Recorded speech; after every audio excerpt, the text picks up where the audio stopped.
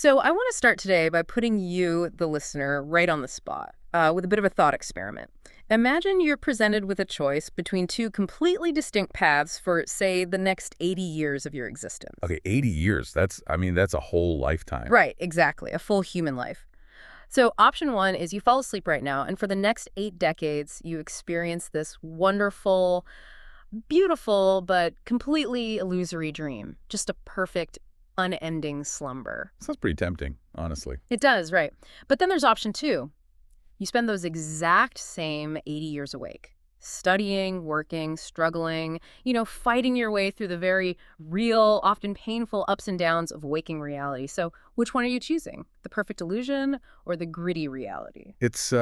It really forces a genuine confrontation with our values. Because like you said, 80 years isn't just a brief nap. You're essentially asking if someone would trade a lifetime of guaranteed subjective bliss for a lifetime of guaranteed struggle, purely because society labels one as real and the other as fake. Exactly. And that tension is basically the gateway into today's deep dive. We are looking at a translated text from 2017, and it's titled Dream World and the Space of Life. And our mission today is to, well, explore this author's incredibly radical argument that the hard line you and I draw between reality and dreams is essentially a massive collective delusion. Yeah, it really goes there. It does. It forces us to ask what our nightly dreams are actually revealing about our deepest consciousness and ultimately our cosmic fate. And we are going to try to treat the text's philosophical and spiritual claims with, rigorous objective curiosity today. What makes this piece of writing so provocative is that the author doesn't just blur the line between waking and dreaming. They obliterate it entirely. Obliterate the word, yeah. Right. And to understand this framework, we have to look past our everyday assumptions and really examine the structural mechanics of how human consciousness might actually operate on a universal scale. So let's pull on the thread of that 80-year question we started with. The text points out that it's the exact same 80 years either way. So what is the actual mechanical difference between the real and the unreal? The author argues they are both simply experiences of life. And it's worth noting here, the text explicitly capitalizes that word, like L-I-F-E. Yeah, the capitalization is fundamental to the whole architecture of this philosophy. The text draws a rigid distinction between human life, meaning the temporary biological state, having a heartbeat, cellular decay, all that, and life with a capital L. Which is the eternal part, right? Exactly. This capitalized life is framed as the continuous eternal essence of who you are. And to this eternal life, there is no inherent problem of real versus unreal. Waking, dreaming, they're merely different environments where this eternal essence gathers data and experience. Which leads to a fascinating question that author asks, like, where exactly were you when you were dreaming last night? I mean, isn't everything in the dream fully, undeniably real while you're experiencing it? Oh, absolutely. Like, think about waking up from a falling dream. Your heart is hammering against your ribs, your skin is cold, you're sweating, you feel genuine, visceral terror. The text points out that the annoyance, the worry, the joy, or the fear you feel in a dream, they are neurologically and emotionally identical to what you feel right now. Yeah. Wide awake. Right. The physiological responses are indistinguishable. You can't tell the difference in your body. And the text takes that parody and argues that our daily waking life is actually just another dream state. Just another dream. Yeah. But the issue is that human thought has this stubborn, almost defensive tendency to corner us. We become psychologically locked into believing that this waking physical state is the absolute definitive baseline of reality. And by doing so, the author claims we basically willfully ignore the what they call the other space of life. Okay, but wait, I have to push back here for a second. Because, okay, if I put on a hyper-realistic virtual reality headset, I can absolutely feel fear if a virtual dinosaur charges at me. The adrenaline is real. But if I jump off a virtual cliff in that game, I take off the headset, and I'm perfectly fine. I go make a sandwich. If I jump off a physical cliff in waking reality, I break my legs or I die. Waking reality has permanent physical consequences. Dreams just don't. So how does this philosophy reconcile the undeniable physical permanence of the waking world? Well, that's the most natural objection to this premise, Okay. right? And the text's answer lies in that distinction we just made between the biological body and eternal life. If you jump off a cliff in waking reality, yes, the physical body suffers trauma or dies, but the text argues that human bodies die regardless. Right, everyone dies eventually. Exactly. The physical form is inherently unavoidably temporary. Life, with a capital L, however, does not die. So from the perspective of eternal life, breaking a leg or experiencing biological death is just another temporary experience. It's merely a transition. So going back to the VR thing. Right, to use your analogy, physical death isn't the end of existence. It is simply taking off the VR headset. The permanence of physical reality is an illusion because the physical vessel itself is impermanent.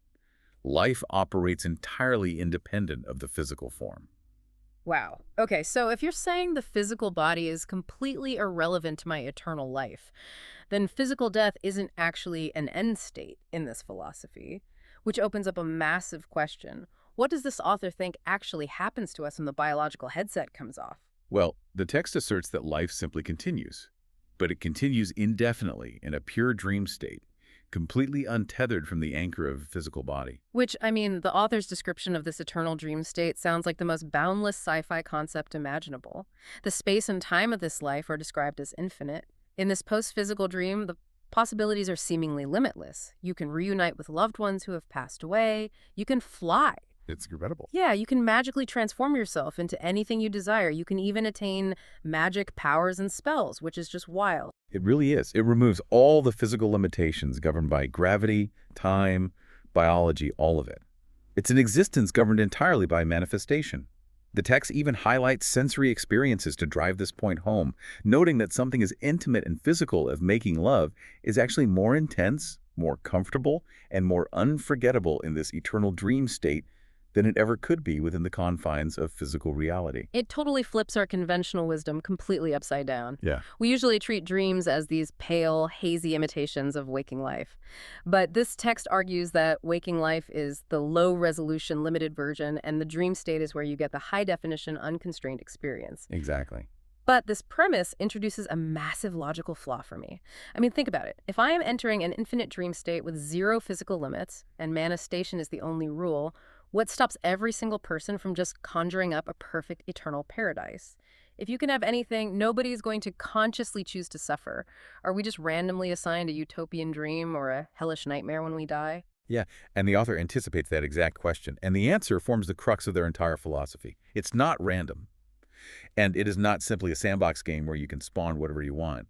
The text introduces the concept of what it calls the non-material structure. The non-material structure, okay. Right. You cannot conjure a wonderful dream simply by wanting it in the moment. The quality of your eternal dream, whether it manifests as a beautiful paradise or a terrifying nightmare, is entirely dependent on the perfection or the defectiveness of your personal non-material structure.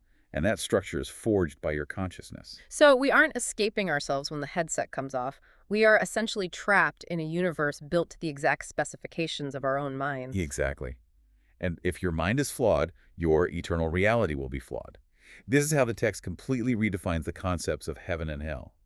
In this framework, heaven and hell are not physical destinations. So no pearly gates or lakes of fire? Right. No pearly gates in the clouds, no lakes of fire beneath the earth.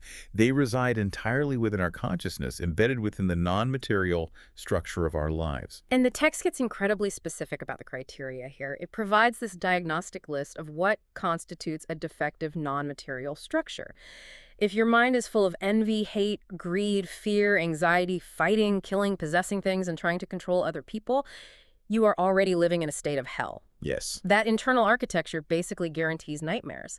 And when the human body finally dies, a life burdened with that specific consciousness will inevitably descend into a hellish eternal dream. Conversely, if your mind is full of joy, gratitude, appreciation, love, elegance, and what the text beautifully describes as the fragrance of beauty, you are cultivating a highly perfected non-material structure.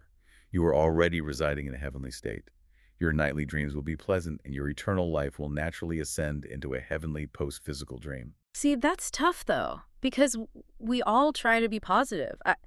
I don't know anyone who actively wants to cultivate anxiety or greed, you know? We read self-help books, we try to adopt a mindset of gratitude, we try to embrace that fragrance of beauty, but then we go to sleep and have a grueling, stressful nightmare about showing up to a final exam we haven't studied for. If heaven and hell are just states of mind, why is it so incredibly hard to control what our mind projects? Well, to explain that disconnect, we have to look at how the author categorizes the mind itself. The thoughts and feelings you are actively aware of, the conscious effort you make to be positive or practice gratitude during the day. That is just the surface consciousness. Right, and I think a lot of philosophies use the old iceberg metaphor here, where the conscious mind is just the tip above the water. But reading this text, it felt much more like modern technology to me. Oh, how so? Well, let's use a smartphone analogy. The surface consciousness, the part of my mind I'm aware of, is like the apps I choose to tap on every day. I can open a meditation app, I can read an inspiring article, I can try to learn a language. I feel like I'm in total control of the device. Right, right. But beneath all of that is the deep consciousness, which acts as the phone's underlying operating system. That OS is running quietly in the background, managing the battery, connecting to cell towers, writing base-level code I don't even understand. I can't just tap a button on my screen and rewrite the fundamental operating system. That analogy captures the mechanics perfectly. The text argues that it is this deep consciousness, the operating system, that actually generates the dream world. And crucially, it also shapes our physical reality. Wait, really? It shapes physical reality too? Yes, because this deep consciousness operates so far below our daily awareness, the text points out that it dictates 18 specific factors in life that you are completely powerless to manage or control. 18 factors, and the text mentions 2 of those specifically, and they are pretty profound. Your inability to choose your parents, and your inability to choose the era and the surroundings of your birth. Yeah. Because you couldn't just consciously decide to be born into royalty in the year 3000, just like you can't choose your innate physical constitution or the historical events that shape your generation. Exactly. And the reason you cannot manage them is because the surface, the apps on the phone, had no say in it. All of this was compiled and executed by the deep consciousness. Yeah. Just like in a dream where you suddenly find yourself standing in a strange house without knowing how you got there. You find yourself born into a highly specific waking reality. Okay, but if this deep consciousness, this hidden OS, is running the entire show, making all these massive decisions about the circumstances of our waking reality and constructing our eventual eternal dream, do we have any real agency? I mean, if I can't access the core code of my deep consciousness, aren't I just a passenger along for the ride? You do have agency, but to exercise it, you have to understand the foundational rules of the system. The deep consciousness does not operate randomly, nor is it a rogue program. The text states that deep consciousness connects directly with the Tao. The Tao. Yes. In this context, the author uses the concept of the Tao to represent the fundamental underlying flow and logic of the universe. It is dominated by inescapable universal laws of life. Specifically, the text outlines 2 primary drivers, the law of causality and the law of attraction. Okay, let's break down the mechanics of those 2 laws. How do causality and attraction actually function as the code for this operating system? Well, the law of causality governs retribution. It is the uncompromising reality that every single action, and more importantly, every deep-seated intention, produces a corresponding reaction. It is spiritual cause and effect. So you reap what you sow on a cosmic level. Exactly. And then the law of attraction governs checks and balances. Right. We often hear attracts, in a superficial way, but here it serves a vital structural purpose. By ensuring that similar frequencies of consciousness attract each other, the system naturally segregates and balances itself. So if you're a toxic person... Right. If a consciousness is consumed by envy or malice, it attracts other envious entities and circumstances, effectively quarantining that corruption away from the fragrance of beauty. The text describes this entire system as meticulously designed and entirely devoid of loopholes. Devoid of loopholes. Yes. Every single drop of generosity or hidden resentment in your deep consciousness is accounted for by these cosmic laws. 0 loopholes, meaning you cannot fake your way into a good eternal dream. You can't pretend to be a virtuous person on the surface running all the right apps if your deep consciousness is secretly hoarding greed, judgment, and fear. The universe's operating system scans the core code, and it knows exactly what you are. It knows, and it relentlessly reflects it back to you. Which leads to one of the most practical and frankly intimidating aspects of this text. The author offers a diagnostic self-test for the reader to determine the exact state of their deep consciousness. Right, and the test is deceptively simple. The author says to just examine the dreams you usually have. If your dreams are generally beautiful, filled with joy, and you love everything in them, the text says this is definitive proof that your deep consciousness is healthy and fine. However, if your nightly dreams consistently leave you feeling annoyed, sad, depressed, fearful, or terrified, then you are failing the test. In the eyes of this philosophy, yes. It proves that your deep consciousness harbors a dangerous amount of misdirected, harmful code. Your nightmares are not just random neurological misfires or the result of eating spicy food before bed. They are the direct, unvarnished reflection of your non-material structure. That is such a staggering paradigm shift. If I'm having nightmares about being chased by a faceless threat or failing at my job, this text is telling me that my random Tuesday night nightmare is actually a diagnostic warning light flashing on the dashboard of my soul. That's a great way to put it. It's the deep consciousness leaking out, showing me the exact current state of my spiritual operating system. And that diagnostic warning explains why the author reaches such a stark conclusion. The text states that it is incredibly easy to go to hell, but harder to enter heaven than a camel passing through the eye of a needle. Because it's incredibly easy to let the surface apps run wild, react to every provocation, and fill the phone's storage with junk data. But rewriting the core code of an operating system you can barely access is agonizingly hard work. The difficulty lies entirely in what the text refers to as clearing the clutter from the passage of life. Yeah. You cannot just change your outward behavior. You have to surgically remove those bad factors, the envy, the greed, the inherent fear, from the deep consciousness itself. But how do we actually do that? The text says we have to clear the clutter, but it doesn't sound like something you can achieve by just meditating for 10 minutes a day. Oh, definitely not. Yeah. It requires a brutal, unflinching audit of your own existence. You have to interrogate the hidden motivations behind every desire, every fear, and every reaction until you locate the root code. It implies a constant, rigorous state of self-reflection where you are continually aligning your deepest internal state with the universal flows of causality and attraction. Yeah, that sounds exhausting. But the text does offer a profound promise for anyone willing to undertake that grueling labor. If you can manage to clean out that clutter, if you can actually scrub those harmful factors from your deep consciousness, the reward is absolute. From that moment forward, every dream you have will be beautiful. Yeah. And when your physical body inevitably passes, you will seamlessly transition into an eternal, boundless, heavenly dream state. It really represents a complete inversion of how humanity typically expends its energy. We spend vast amounts of time trying to fix our external reality. We acquire possessions, we change careers, we try to control the people around us, all in a frantic attempt to arrange the waking world so we can finally experience peace. Yeah, we are basically trying to change the movie by drawing on the theater screen with a marker. Exactly the right visualization. The external reality is merely a projection of the internal state. So if you want to change the movie, you have to walk up to the projector room and physically change the film reel. The author is telling us that the real struggle of life isn't battling the physical external reality around us. That is a distraction. The real, vital work is turning inward and doing the rigorous, often painful labor of cleaning our non-material structure. Which brings us right back to where we started today, that 80-year thought experiment. The choice between struggling through reality or sleeping in a perfect dream. The text is ultimately telling us that the initial premise is a trick question. Yeah, they aren't two separate paths at all. Exactly. If you do the internal work while you are awake, the struggle of reality transforms into the beauty of the dream.